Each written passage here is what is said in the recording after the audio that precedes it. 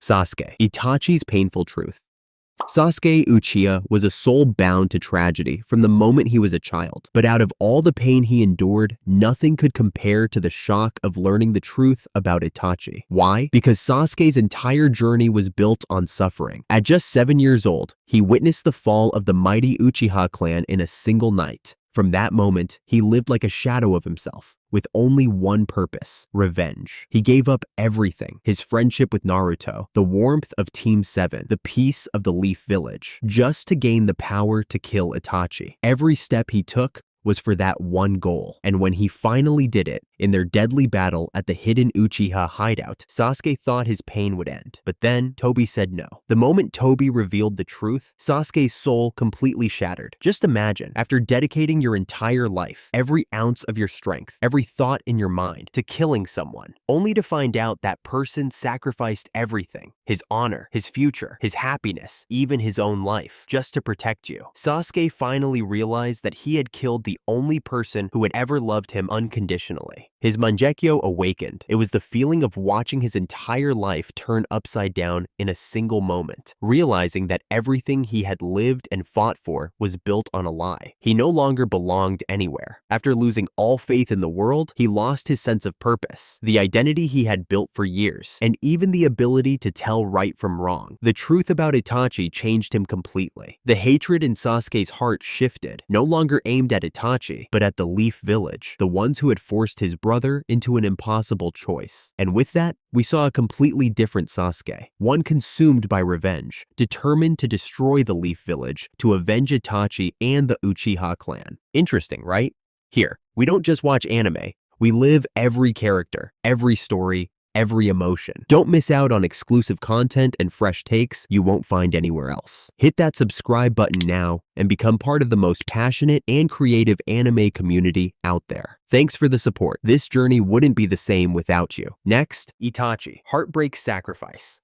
In the world of Naruto, many characters have suffered pain and loss, but none quite like Itachi. His hands were stained with blood, not out of hatred or a thirst for power, but out of the deepest love. His greatest pain was that fateful night when he was forced to kill his own parents and leave Sasuke behind, burdened with hatred. At just 13 years old, Itachi had to choose: his clan or the Leaf Village and Sasuke. This wasn't a choice between right and wrong, it was a choice between two tragedies. Unlike other heroes in Naruto who found a third path, Itachi had no such option. With the help of Obito, who posed as Madara at the time, he accepted the cruelest mission of all, slaughtering his own clan and branding himself as a villain forever. The moment Itachi faced his parents on the night of the massacre was the most painful of all. Fugaku and Makoto Uchiha didn't fight back. They simply sat in the dark, accepting their fate. But an even greater pain came right after, when little Sasuke ran home and saw his brother. Facing his younger brother's innocent, terrified eyes, Itachi had no choice but to play the villain. He spoke cruel lies,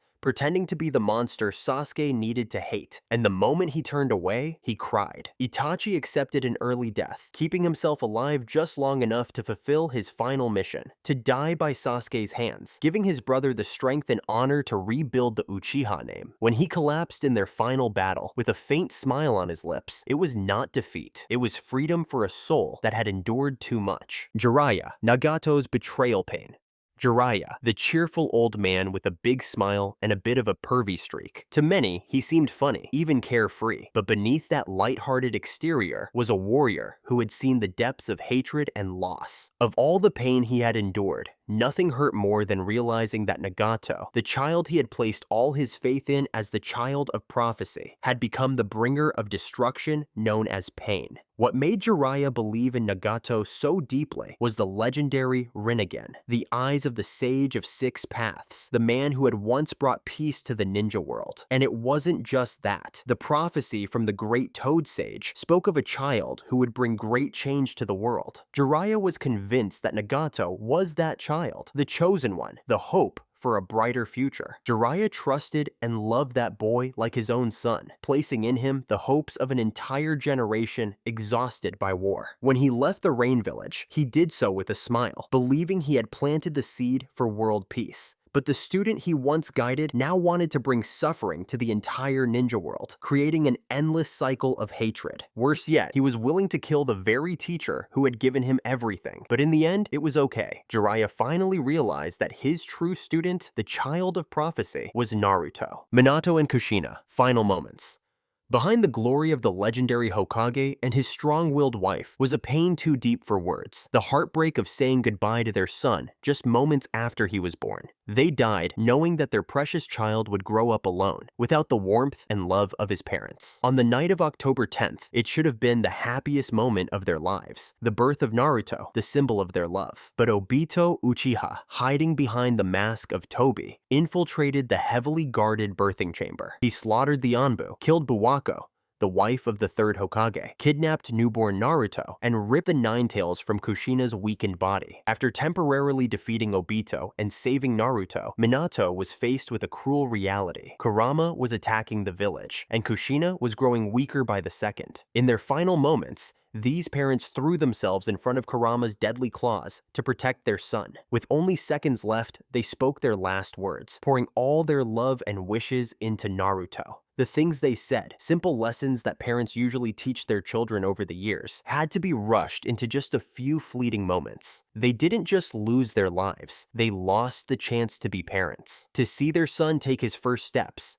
say his first word, or start his first day at the Ninja Academy. And they died knowing that Naruto's life would not be easy. Gaara, shattered innocence.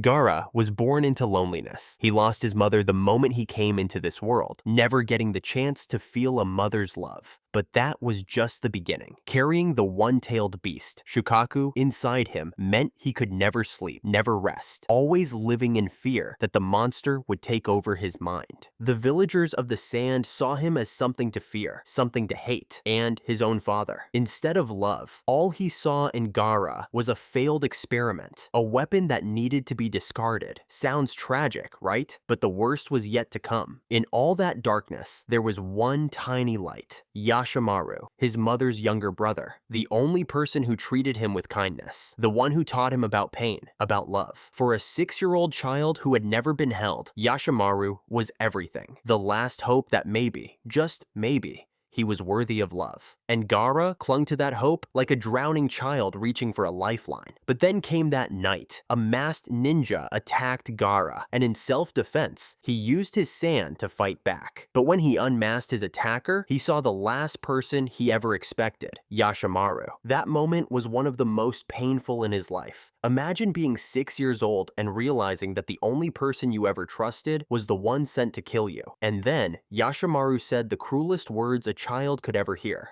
I never loved you. Your mother never loved you. She died cursing this village, cursing you. In that moment, any belief Gaara had in love shattered completely. He carved the word love into his forehead, not as a symbol of hope, but as a declaration. From that moment on, he would only love himself, no one else. He believed that the only way to prove his existence was through killing, that only by making others bleed could he feel alive. Compared to the pain of other characters in Naruto, Gaara's suffering was unique because it came too soon. Perhaps the only small comfort is that years later, when the fourth Kazekage was revived by Edo Tensei, he revealed the truth. Karura did love Gaara. The curse Yashimaru spoke of was a lie, but that truth came far too late. It couldn't erase 15 years of believing he was never meant to be loved. Tsunade, loss of Dan.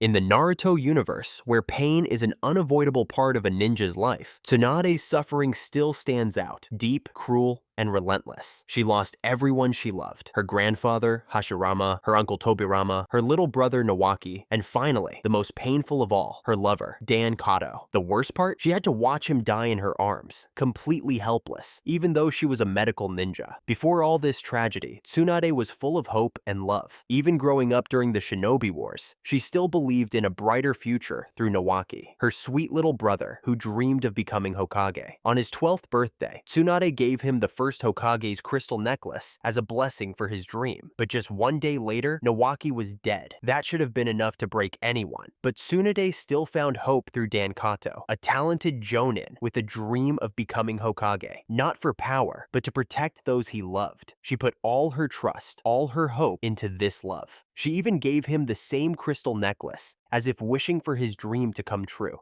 And then, on a battlefield mission, Dan was gravely wounded. Tsunade did everything she could to save him, but the injury was too severe. The blood kept pouring out, no matter how hard she tried, no matter how many medical jutsu she used. Dan's death shattered her faith in medical ninjutsu, in the purpose of being a ninja, in life itself. How could she believe in the dream of Hokage when it had taken both her little brother and the man she loved? How could she take pride in her healing skills when they failed her in the moment that mattered most? The weight of that loss crushed her. She left the Leaf Village, became a wanderer, drowning herself in alcohol and gambling. Worst of all, she developed hemophobia, the fear of blood, something unimaginable for a medical ninja. While many other characters in Naruto dealt with pain by seeking power or revenge, Tsunade chose to run, to punish herself. It took 20 years, and the arrival of Naruto, a boy whose burning Hokage dream reminded her of Nawaki and Dan, for Tsunade to finally find her way back.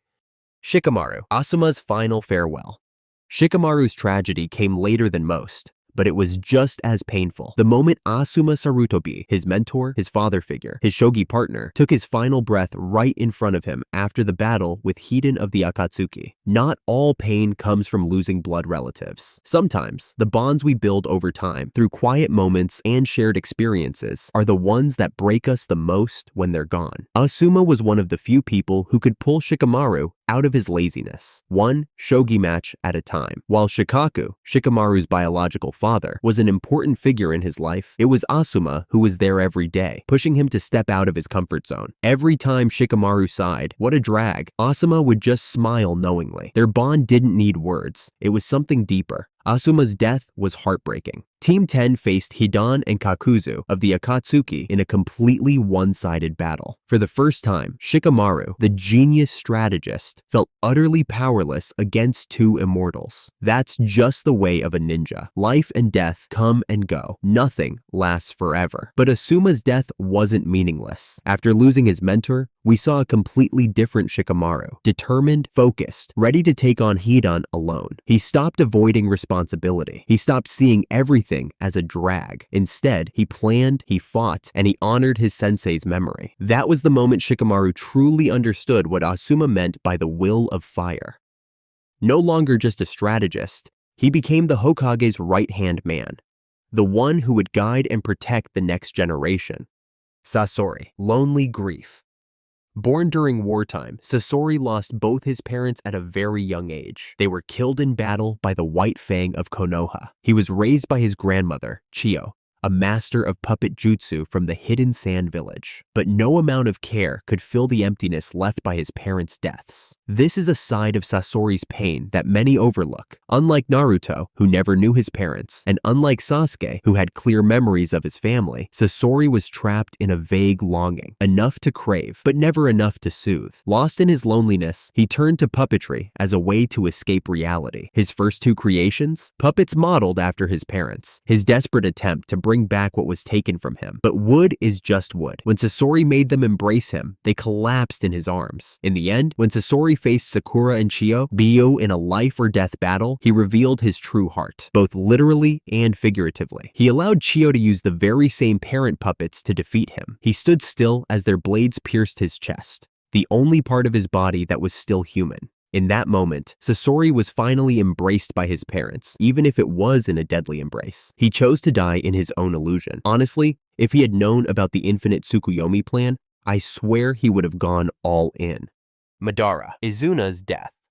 The Warring States period, before the hidden villages were founded, was a brutal era where children were forced to take up weapons and die on the battlefield like disposable pawns. There was once a young Madara who fought alongside his brothers, only to watch them fall one by one. In those dark days, Izuna was the only one left. Madara had only Izuna, and he swore to protect his last remaining brother. He loved Izuna even more than Itachi loved Sasuke. The two fought side by side, the strongest warriors of the Uchiha clan. They awakened the Mangekyo Sharingan together, becoming some of the most feared fighters on the battlefield. And then came the fateful moment. Izuna faced Tobirama Senju, the younger brother of Hashirama, and one of the most skilled shinobi of their time. With his unmatched speed and space-time jutsu, Tobirama broke through Izuna's defenses and landed a fatal blow. In the end, Izuna died. But in his final moments, he did something extraordinary. He willingly gave his Mangekyo Sharingan to Madara, so his power wouldn't die with him, so his brother could continue protecting the Uchiha. Izuna's death